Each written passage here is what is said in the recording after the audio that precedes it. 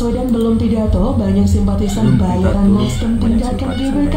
Sudah dapat Nasdem dan bayaran ya pulang aja. Ampun. Saudara sekalian, serta teman seperjuangan, alhamdulillah kita sungguh merasakan sebuah gelora perubahan yang luar biasa sore hari ini. Ratusan ribu berkumpul di tempat ini menyatakan dan mengirimkan pesan kepada seluruh penjuru negeri.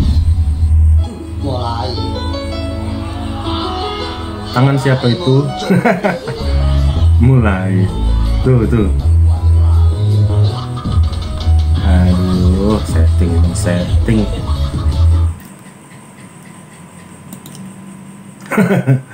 Waduh. Halo guys, selamat datang kembali di channel Pasti Bisa. Gimana kabarnya kalian? Mudah-mudahan selalu dalam keadaan segar bugar, sehat walafiat. Nah guys, oh ya, buat kalian yang hari ini atau sekarang sedang tidak enak badan, saya doakan mudah-mudahan segera diberikan kesembuhan, amin. Nah guys, kali ini ada sesuatu hal yang baru lagi. Kita akan membahas tentang pidato Pak Anies yang menurut banyak netizen itu sungguh lucu untuk dibahas. Oke guys, nanti juga kita akan melihat kompilasi dari para tokoh politik dan juga netizen yang lucu, tentu menghibur untuk kita semua. Mudah-mudahan ini menjadi sebuah sarana informasi yang bermanfaat. Oke guys, gak usah berlama-lama lagi, mari kita simak sama-sama.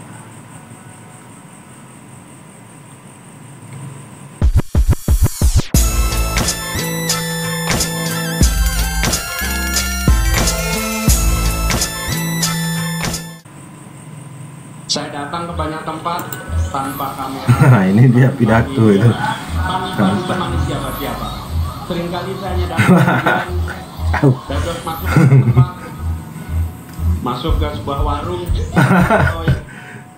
Perubahan menggema di apel siaga Nasdem. Tamparan Sandiaga menjawab, untuk ini proses alasan kenapa tak minat gabung Koalisi Anies perubahan atau dengan sangat besar. Prabowo. Bernama koalisi perubahan itu ya salah total. Nah pada Benar. 2019 jelas isu besarnya adalah continuity. Makanya Prabowo Sandi waktu itu mengusung change, nggak berhasil. Nasib Jackmania seperti kena prank setelah Persija gagal bermarkas di GBK karena bertabrakan dengan acara apel siaga perubahan. Acara Nasdem ini sepertinya merupakan acara curhatan Surya Paloh dan Anies, meminta maaf dan curhatan pada mereka Persija. ini berharap atau bahkan harus didengarkan oleh para kadernya dan juga media yang meliputnya. Dari pidato Surya Paloh dan juga Anies diberitakan sama-sama bergetar. Surya Paloh di atas bergetar. yang dulu mendukung Jokowi. Dukungan itu diberikan menurut Surya Paloh karena sesuai dengan konsep perubahan yaitu revolusi mental. Namun menurut Surya Paloh revolusi mental itu tidak sesuai harapan. Yang juga sejalan dengan apa yang pernah dikonstatir oleh Presiden Jokowi untuk melaksanakan revolusi mental adalah sebenarnya identik dengan misi gerakan perubahan kita. Tapi sayang 1000 kali sayang, harapan belum menjadi kenyataan. Waduh, salawi lagi. Semua salah Kacau. Jokowi. Lalu siapa sebenarnya yang salah? Apa-apa salah Jokowi, atau yang mau bermain licik tetapi tak sesuai harapan? Dan kini jalan yang harus Nah, itu ditempuhnya dia. adalah cuma curhat di GBK. Jika saja Johnny G. Plate tidak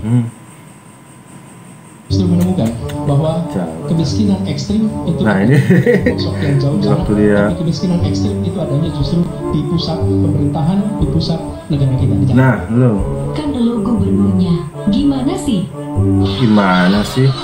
Hari ini Kacau. telah terjadi Ini orang-orang gak benar ini. di mana elemen mahasiswa, pelajar, buruh, Ngawur. petani dan seluruh elemen organ-organ kerakyatan lainnya sudah menyatukan. Ini awal dari kemarahan rakyat. Ini awal dari kebangkitan rakyat. Maka dari itu, kalian yang masih di luar sana, kalian yang masih ragu-ragu dalam melangkah, bersiaplah kalian akan hadirnya pengadilan rakyat, pengadilan jalanan. Itu kita tunjukkan. Kacau. Ini orang ada terus guys di video di beberapa medsos. Ini orang viral. Dia kayaknya sengaja di mana ada gerakan demo dia muncul terus ngerekam video. Itu kan nggak waras kalau saya bilang. Rakyat yang mana? Dia bilang harga BBM turunkan Jokowi, apa hubungannya sih? Padahal keadaan kita sekarang sedang tenang-tenangnya, dia malah menyebarkan video mengajak dan mengadu domba, mengajak orang lain untuk ikut berdemo. Padahal dia sendiri itu istilahnya menunggangi orang-orang demo. Yang demo tentang apa, dia datang terus bikin video terus dipiralin. Aduh, kacau nih orang. Kalau nggak salah siapa namanya, Ricky atau apa, pokoknya di setiap videonya nggak nyambung. Di sana sedang demo tentang apa, terus dia ngomong di video turunkan Jokowi. Itu kan parah. Aduh, coba kita lihat lagi video. Berbasis listrik ini menjadi pengalaman baru bagi masyarakat Jakarta. Bila Anda naik Nah, ini dan bisnya Pak Anies yang mendukung kendaraan listrik. Bahwa kendaraan ini tidak menyumbang polusi udara. Kendaraan ini memberikan dia sendiri yang ngomong kan? pengalaman yang baru dan kita mendorong nantinya lebih banyak Sepakat, setuju. kendaraan berbasis listrik. Kalau soal polusi udara bukanlah Nah, ini dia yang nolak. subsidi untuk mobil listrik. Yang pemilik mobil listriknya adalah mereka-mereka yang tidak membutuhkan subsidi. Betul? Kalau kita hitung apalagi ini contoh, ketika sampai pada mobil listrik, emisi karbon mobil listrik per kapita per kilometer sesungguhnya lebih tinggi daripada emisi karbon bis berbahan bakar minyak. Aduh, gimana sih Pak Anies?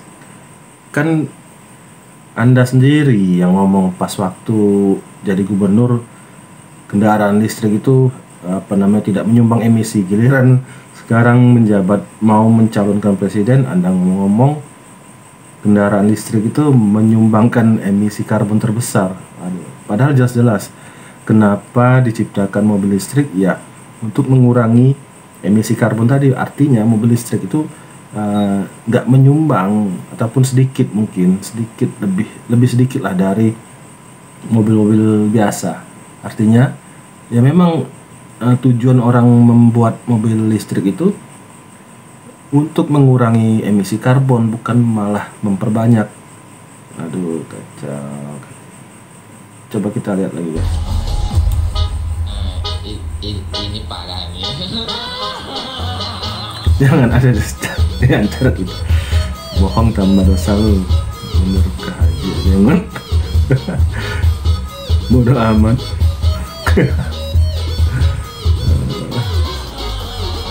Yohanes panjatkan mantra untuk para pengikutnya. Makin nih zaman sulit. Nah, ini ya. Ini bulan karena sini cari-cari duit.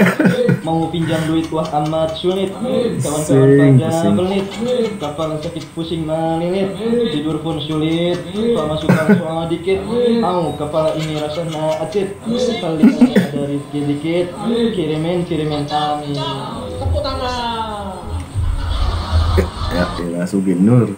Kemiskinan ekstrim itu adanya tidak di pelosok yang jauh sana, tapi kemiskinan ekstrim itu adanya justru di pusat pemerintahan, di pusat negara kita di Jakarta. Kan kemarin lu yang jadi gubernurnya. Gimana sih? Dagelan Anies Baswedan, detik-detik Anies lupa pernah jadi gubernur DKI Jakarta. Kemiskinan ekstrim terjadi di Jakarta, tapi menampik fakta. Lucu sekali. Ditulis oleh tim redaksi jurnal, dikutip dari berbagai sumber.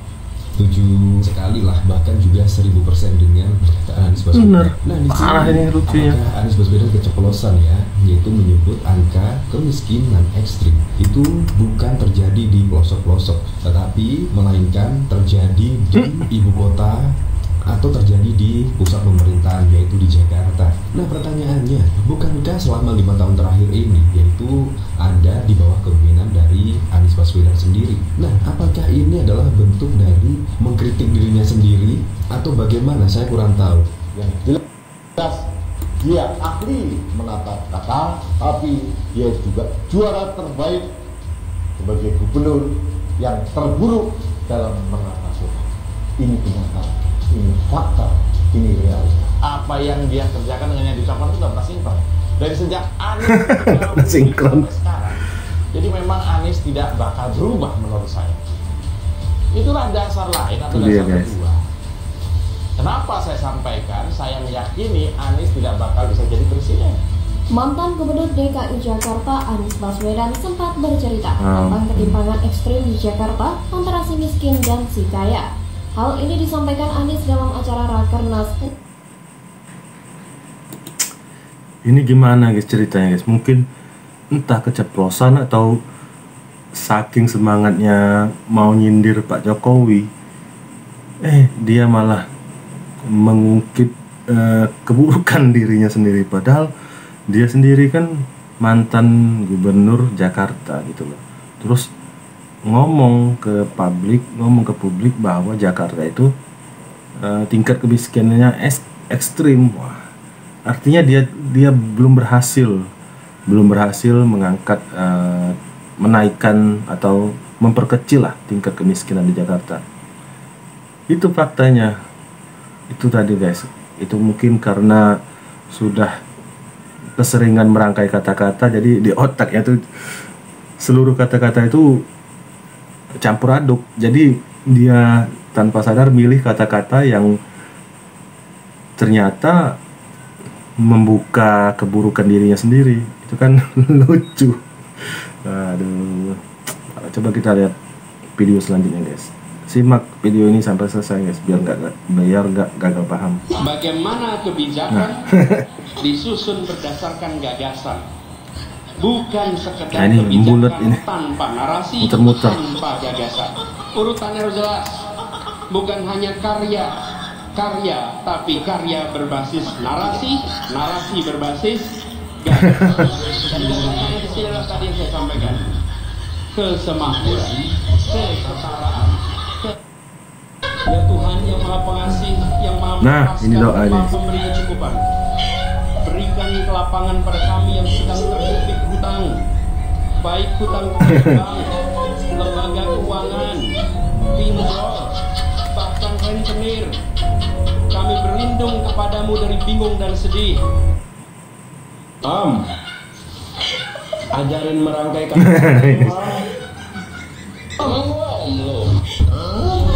Ini parah nih. Parah. Wow, mukanya Joker dia udah ketawa. Wah. Ya Tuhan yang Maha Pengasih, yang Maha melepaskan dan Maha memberi Tuh. Diparodiin orang nih. pada kami yang sedang terjepit hutang, baik hutang kepada bank, lembaga keuangan. Itu benang lemnya itu benar.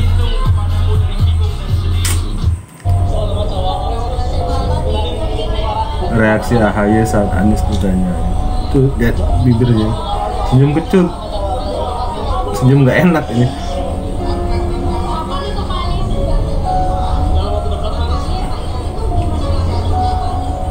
Tuh matanya, lirikan mata AHY.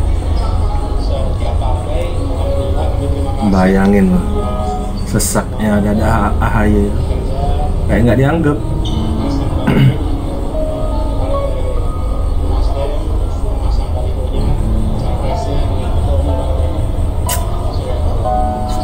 Itu muka kesal AHY.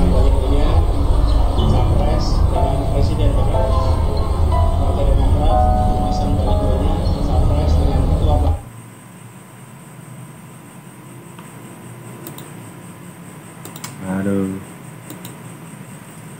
Nah guys, gimana kompilasi video tadi?